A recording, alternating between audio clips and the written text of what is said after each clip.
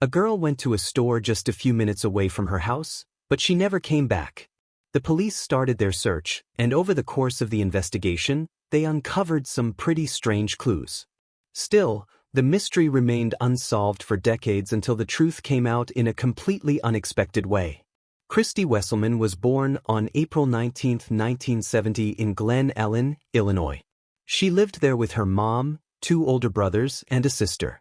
Their town was considered one of the safest in the area, and Christy loved spending time outside. She'd spend hours wandering the streets with other kids from the neighborhood. At school, Christy was popular and had a lot of friends. She was actively involved in school life and even got elected as vice president of her class. On top of that, she played volleyball and softball. In the summer of 1985, 15-year-old Christy was taking summer classes at school and spent most of her free time hanging out with friends. On July 21st, Christy came home from school around 3:30 p.m. Right after getting home, she decided to walk to a local store to grab a soda and a chocolate bar for herself and her mom. Her mother expected her back in just a few minutes since the store was close by. But as time went on, it became clear something was wrong because Christy wasn't coming home. At first, her mom thought she might have run into some friends and gone off with them. Back then, there were no cell phones, so she couldn't check in with Christy and had no choice but to wait. As evening set in, her worry only grew. She called Christy's friends, but none of them had seen her that day. Growing desperate, she headed to the store herself, scanning the streets along the way. But there was no sign of Christy anywhere. Christy's family spent the next several hours searching for her, but when there was still no sign of her by 1:50 a.m., her mother decided to contact the police. Officers quickly joined the search, starting by piecing together Christy's last known movements. First, they spoke with the clerk at the store she'd visited. The man knew Christy well. He lived nearby and had even babysat her when she was younger. He confirmed that Christy had come by around 4 p.m., picked up some chocolate bars, and left. She didn't mention where she was headed, but the clerk noted that she seemed happy and nothing about her behavior struck him as unusual. Police also found a few other witnesses who had seen Christy at the store, but none of them could recall where she went after that. Investigators spoke to all of Christy's friends, considering the possibility that she might have lost track of time while hanging out with some of them, but none of her friends had seen her that day. The police then focused all their resources on the search and began combing through the streets. But by that time, it was already the middle of the night, making the search even more challenging. Despite their determination, there was no trace of Christy, no clues, no leads, nothing. The search continued through the early morning, and by midday, a new group of officers took over. One of them suggested trying to retrace Christy's likely route. He guessed that she had probably taken the shortest path from her house to the store, a shortcut through a nearby field. Back then, there was a large vacant lot with tall grass between the residential area and the store. Walking around it would take quite a bit of time.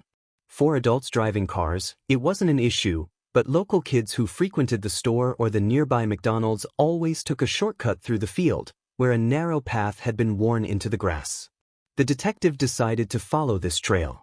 As he made his way along it, something unusual caught his eye in the grass. Pushing through the overgrowth, he realized it was a human body, and he quickly recognized Christy. He immediately called for backup, and the body was handed over to the medical examiners for further analysis.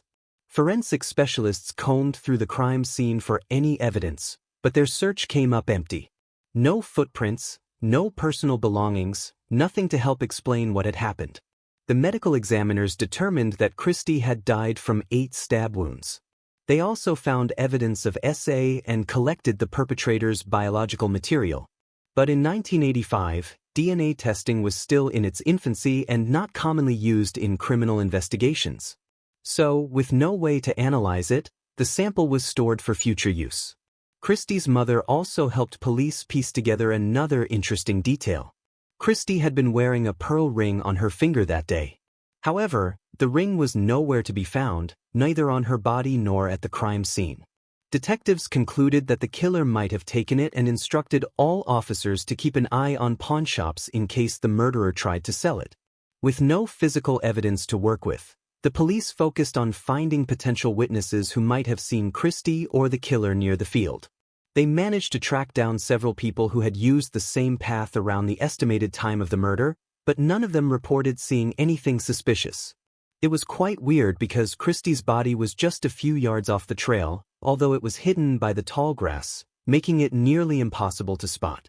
Investigators also learned that just a few dozen yards from where Christie's body was found, a family had been hosting a barbecue in their backyard.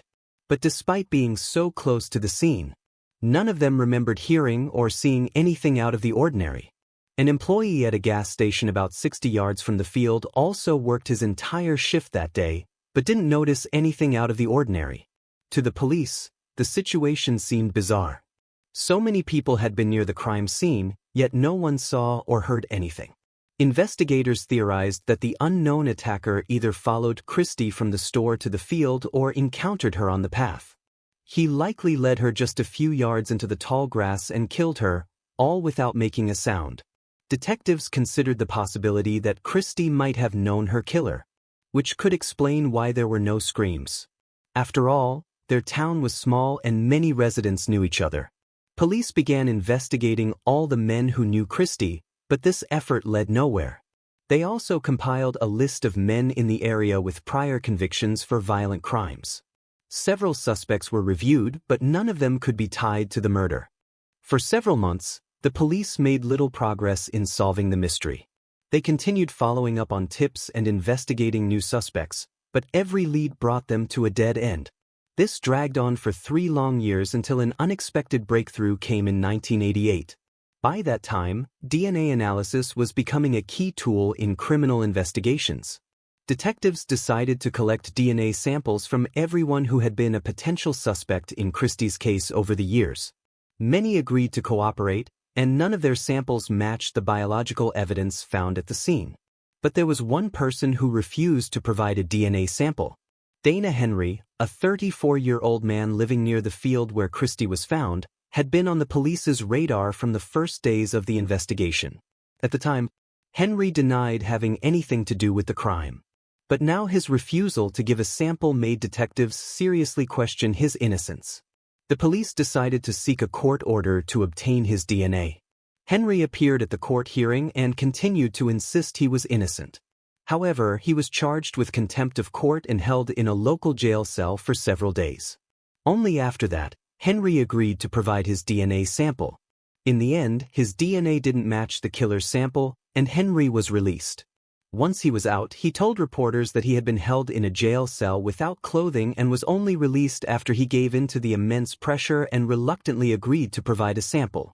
Henry said he spent around $50,000 on legal fees, a significant amount of money at the time. He had to mortgage his home, which he eventually lost, and many of his friends and family turned their backs on him. Frustrated and angry, Henry filed a lawsuit against the police department, but it didn't seem to lead anywhere. Even after DNA evidence cleared his name, some people still believed he was guilty. Years later, Henry admitted to reporters that the whole ordeal had ruined his life, even though he was never formally charged with a crime. For another year, Christie's case remained at a standstill until 1989, when an unexpected twist brought it back into the spotlight. A judge issued a restraining order against a local man who had been bombarding the victim's family with tips about who he believed was responsible for Christie's murder. The man, named Willis, first contacted Christie's relatives in late 1985. He claimed to have information about the killer's identity and started sending them various leads. Each tip was investigated by the police, but every time, it turned out to be either far-fetched or completely irrelevant to the case. This dragged on for almost 4 years until Christie's family couldn't take it anymore. They filed a complaint and a judge issued an order barring Willis from ever contacting them again. Following the restraining order, police decided to investigate Willis himself, but they found no evidence linking him to the crime. In 2000, the killer's DNA was uploaded to the FBI database, but no matches were found. The case remained cold for many years.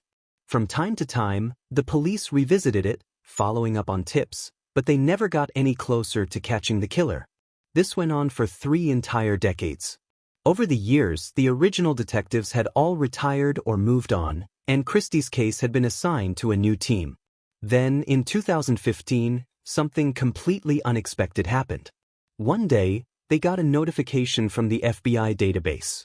The DNA sample from Christie's killer perfectly matched a recently uploaded profile. The DNA belonged to a 62-year-old man named Michael Jones, who lived in a small town called Champaign, about 150 miles from Christie's home. Jones's DNA was added to the database after he was arrested for domestic violence. His wife had reported him to the police, which led to his arrest. According to an Illinois law passed in 2002, anyone suspected of a crime has to provide a DNA sample. Interestingly, the main advocate for this law was the state's attorney from the same county where Christie's murder took place. And this particular unsolved case had been a major factor in his push to get this legislation passed. As soon as the DNA match came through, investigators jumped into action, looking into Michael Jones. The first thing that stood out was that his name had never been mentioned in the case before. He wasn't a suspect, a witness, or even someone remotely connected to the investigation. The detectives simply hadn't known he existed. Michael Jones had a long criminal history. His first run-in with the law came in the mid-70s when he assaulted a woman. But for some unknown reason, he apparently avoided any real consequences. Just a year later, Jones attacked a 27-year-old woman, assaulted her, and left her in a hospital parking lot. When police issued a warrant for his arrest, Michael turned himself in. During his trial, he expressed deep regret for his actions and claimed he had a great respect for the law. That's why he surrendered voluntarily. Jones also insisted that he suffered from serious mental health issues and needed professional help. However, an independent psychiatrist determined that he was fully aware of his actions. As a result, Jones was sentenced to 10 to 20 years in prison.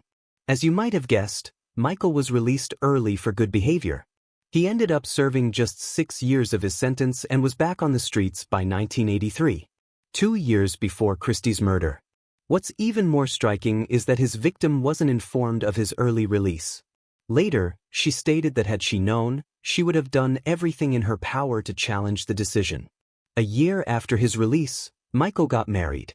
But in 1994, his first wife left him and secured a restraining order against him. The reason? He had been showing an unhealthy interest in one of her young relatives. But despite this alarming behavior, no formal charges were ever filed. In 1999, Michael was arrested again, this time for assaulting a family member of his new girlfriend. Detectives also learned that Michael often went on long solo motorcycle trips and frequently visited relatives in Chicago. Given that Christie's town was on the outskirts of his route, it's possible he passed through the area while traveling to see his family. If that was the case, it would explain why he never appeared on the detectives' radar. If Michael was just passing through for a few hours, tracking his presence would have been nearly impossible. Christie's mother said she had never heard his name before. When police first called her to ask about Michael, she didn't think much of it. Over the past 30 years, investigators had contacted her many times with questions, so this just felt like another routine inquiry. But everything changed when police obtained a fresh DNA sample from Michael while he was in prison and confirmed once and for all that he was the killer. They visited Christie's mother in person to deliver the news. After all these years, the man responsible for her daughter's murder had finally been caught. Before formally charging Michael with Christie's murder, detectives spoke with his ex-girlfriend and uncovered more details about him. She described Michael as someone with a volatile temperament. He could be calm one moment and then suddenly fly into a rage for no apparent reason. She also mentioned that he was obsessed with detective books and crime shows on TV. This information led investigators to suspect that Michael might not just be responsible for Christie's murder, but potentially other unsolved crimes as well. His frequent solo trips, criminal tendencies, and fascination with crime stories hinted that he might have known how to cover his tracks and avoid leaving evidence behind. After building their case against Michael, police officially charged him on September 18, 2015, and Michael denied any involvement in Christie's murder. The case eventually went to court, but the wait dragged on for 3 long years. The trial didn't start until 2018. Prosecutors sought a life sentence, but in the end, Michael decided to plead guilty in exchange for a lighter sentence. As part of the deal, he wasn't required to reveal any details about the crime, but with the DNA evidence, there was no question about his guilt. As a result, the judge sentenced him to 80 years in prison, with the possibility of parole no earlier than 2095. In other words, Michael will likely never walk free again. Christie's family thanked the investigators for finally bringing the case to a close. Christie's mother also expressed her frustration over Michael's early release in 1983. She pointed out that if he had served his full 10-year sentence, he wouldn't have had the chance to attack her daughter and Christie would still be alive today. Henry, the man initially suspected of the crime, also attended the trial of the real killer. In a later interview, he shared that the accusations had ruined his life, and even decades later, he still hadn't fully recovered. He hoped that seeing justice served would help him heal, but it didn't. Henry also revealed that throughout all these years, no one from the police department ever apologized to him, let alone faced any consequences for the damage they had caused to his life. Share your thoughts on this story in the comments section and don't forget to press the like button if you enjoyed my video.